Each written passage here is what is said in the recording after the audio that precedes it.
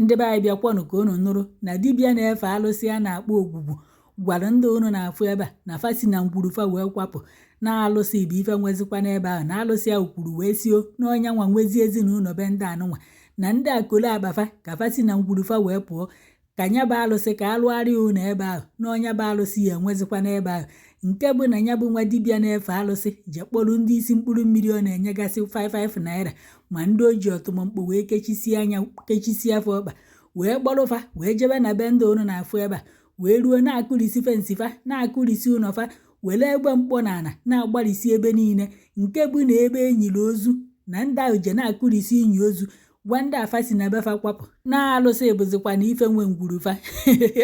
bịakwanụ ka unu nụrụ ụdị akụkọ nke a na-akọkwa ya odoka ife apeti edochi efa na-eme na Nollywood ihe ama na ụdị ife aka na-eme n'ụwa kịta ka mmadụ pụtara na-akọ ụdị akụkọ nke ọ na-abụ na mmadụ anọghị na kọmuniti a ka ọ na-enweghị igwe na kọmuniti a ka ọ maka na ndị enweghị onye ya ekwurufa ka ya bụ nwa dibịa Jos nnọọ si na-ebu osi alahụ ụla teta ma amahụ na o nwere okwu na-esegburufa gboo o wee werezie ya wee were alụsị ka o wee chụpụfa si na alụsị gwara ya na famili ndị a bụzibe ya ị nwere ike ịkpọpụta nya bụ alụsị ka o kwuo ya n'ihu mmadụ niile ka onye ọbụla nụ wite ata alụsị agwa ogonwa ka alụsị were ọnụ ya kwuo ọma ụba alụsị ya na-ekwu maka ya ọma ugwu Ogwugwu ngwa kwapụrụnụ m ebe a na ebe a bụbe m wee na-akọwa na alụsị ya na-ekwu na mmadụ ọ na-efegokwa ya odụkọ mmadụ 10 kasị na mmadụ 15 efego ya bifo wee ruo onye akịta na-efe ya ka nwoke a na-akọwa kedu ife kpata na alụsị agwọghọ ndị feburie bifo na ndị akwapụ ebe anụnwa ọ bụrụzie tọnụ onye anụnwa ka ọ ya bịasị ndị afa kwapụ na onye bụ alụsị nwezi ebe ahụ nwekwana ife mmadụ ahụ afụ egekatakwa m ife nke a wee na-asị ọ na ọchịchị isoro udo anụnwa ka mmadụ ka ji alụsị eyi mmadụ egwu Okotoligba nke a ka a na-akpọ na udo ma na udo ka ya ekwe n'aka bịakwanụ ka unu were ntị unu gere biko gwa na onye na-efe alụsị a ya were ya baa n'ime ọfịa ka o jee jidela anyị ndị Fulani niile o were ya baa n'ime ọfịa ka o jee jidela anyị ndị niile a na-atọkọsị mmadụ ya were ya baa n'ime ọfịa ji ejide ndị anụnwa merụ n'ala Igbo adịghị mma ya biko ya were nya bụ alụsị mee ka Peter Obi chia prezidenti bụrụkwanụ onye Igbo chigoro Naijiria niile unu mana ndị Igbo abụbeghị prezidenti biko gwana anya were alụsị ya ka o jee natalụ ndị Igbo prezidenti ọ bụghị onye ọbụla ya achị nyachia ma ndị Igbo bụrụkwa prezidenti na Naijiria ya biko anyị nidiri ụdị alụsị ya ka o were wee nụtara anyị ọgụ ka hapụ unu ka unu gee ifefa kwuru n'ime ọhịa ka ya ga nya m so na komkom wee buru wee jebe ugbo letegburu ọrụ obodo egwu si na nwantịrị sị na m nwere mmadụ mụma ndị m mụpụta. Yeah, so what's up in the Anambra? A lot is up already. But let's start from the family of late Mr. Ilebunam Onwebuse of Umeri in Anambra East Local Government Area of Anambra State, who have been subjected to. This man sells a deity known as Ogwugwu, which he uses to trade the lives of Ilebunam family. Let's briefly hear from them.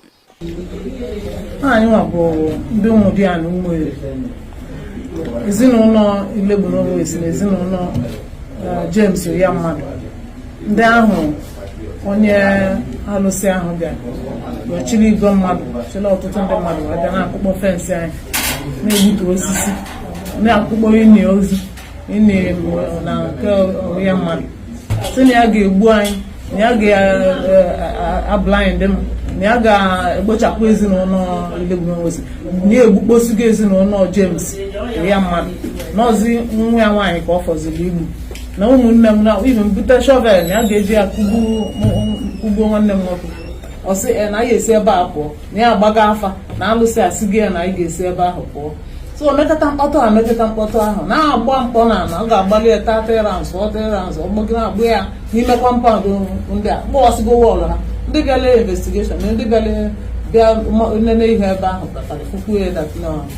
wọlụ dị ebe a n'ọbụla agụ ọ malụ dis woman ọla n'ihi that place be nne ya onye a na-agwakwa gị ihe nwere ihe jikọ anyị na ya na ihe jikọ ọgwụsị ya na anyị na-akpọbatali ya na ụmụnna anyị mana ya gwara ya na onwere onye kọli ọnụ na-akpọbatali ya oluzi nya nwasị na-akpọbatala anyị akpọbata only grandfather ka o nwere great grand ọnọrọ na of kindred na onye batala abata help nazi agangla anyị everywhere na anyị esizi na the compound pụọ onye obute bread ke obute mmanya ke obuto na-adachi ego na anyị ga-esi ebe ahụ pụọ na-esizi ebe ahụ there was my sister now. This is my auntie. I was there that time when I'm fine up. Yeah, ever I did the share them anyero. Ogwugwu eropu ya mamola. Manwa nwokola. Nwa nwoke dị eseji ya. Asị na nwa dị eburu ọgụ eji ikwu nne. Okuto share da. Ibi do na aka m. Ibe mmerụ arụ ahụ ka dị m n'aka. Ma na asị ya na nwa adaka na na-ekwechepu ezinụlọ be James. Ibi na ya egbu m na na-egbuo nwanne m nwoke. Na nwanne asị ya na inyi nke dị n'ebe ahụ. Di nwanne m nwoke na ọ na-adịka na na-egbu ọkwọrọ m. Nwesa na ihe egbu nwuru m. Iburu ochi kele m. Si amụ nwere ejikola anyị na kena. Ọchịchị iwe nwere mmekọ igiliga nwere ka anyị na nwụ na-agba nwoke. Anyị na nwụ na-agbara nwanne. O wesịra ime maanụ. Si na nke ọ dị nwụọ na nya ya na abịazịrị na alụsị na alụsị nwebe na alụsị si anya anyị na ịga apụ. Wee weli nne nna m mụrụ m wee tie na foundation ọwa na nne m na ụmụ oke na chọkwụrụ wee rụọ anya sị na anyị apụ wee lee ebe bakasịa be anyị niile gbawasịra wee azụ ụnụ gata n'ihu ụnụ lụkwuo nwebere ihe ka anyị kepụrụ n'iru be anyị tikpo tọọletị anyị bupụ ya lụrụ nke enye sị na agaghị esigbo alụsị ọ dị a na-ere akụda abịala ya vọsị ya n'ime ọhịa ka ya ga nye m sị na komkom wee buru weche ugbo detogburu ọrụ obodo ya ewusi na nwantịrị sị na menwụrụ mmadụ mụma ndị mmụọ mụpụta nke mezụ ọbịa ụmụ na-azụ ụmụ ọkụ na alụsị wee lụọ nnekwu anyị enwere ọnọnwa agbara agbali ya ka anyị si abata